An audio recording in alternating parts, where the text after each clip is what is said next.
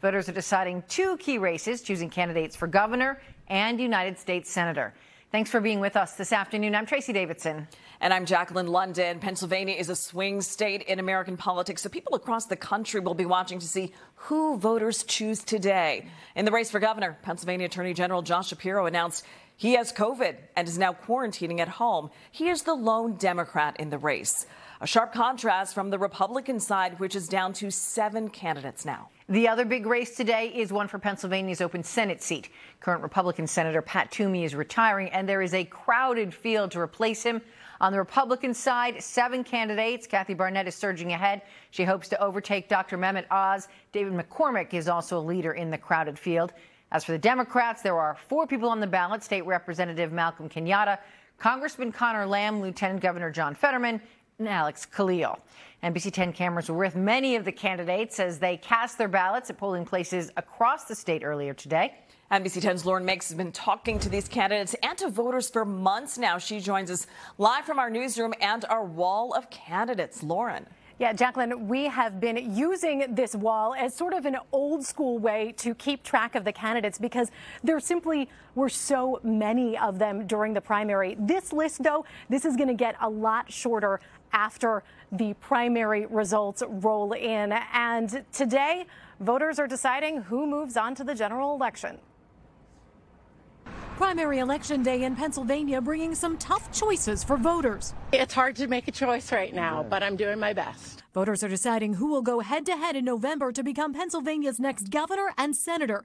And for some voters, it came down to the wire. Today's time for a dose of reality. Campaign Eve edition. In an Election Eve event, Senate candidate Mehmet Oz won over some voters in Montgomery County last night. I wasn't sure, but I'm sure now. What convinced you tonight? He said the things that I wanted to hear and that I was questioning. For instance, pro-life. But this voter still had a decision ahead. You've got your candidate now for Senate. Do you have your candidate for governor yet? No, not yet. Really. No, I'm still not sure. She wasn't alone. Have you made your choice for governor as well? No, not yet. Especially on the Republican side, voters have a lot of candidates to choose from, and President Trump's endorsement was a factor for some in their choice. I am going to go with the instincts of Donald J. Trump. But not all.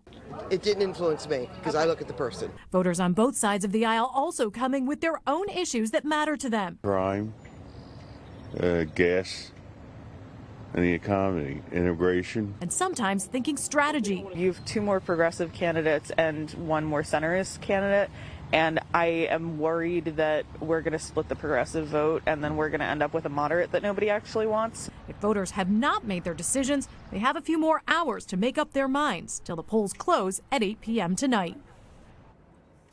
And to make things even more confusing for Republican voters, when they looked at their ballots today, they actually saw 9 candidates on it, but 2 of them here had already dropped out and endorsed someone else, so they weren't really actively running. There just was a lot for folks to keep track of this year. Now, we caught up with some of the candidates as they were at the polling sites voting themselves today, and we'll have more on that coming up at 5 o'clock. And we'll hear from a local candidate about who he was thinking about today. Guys, back to you.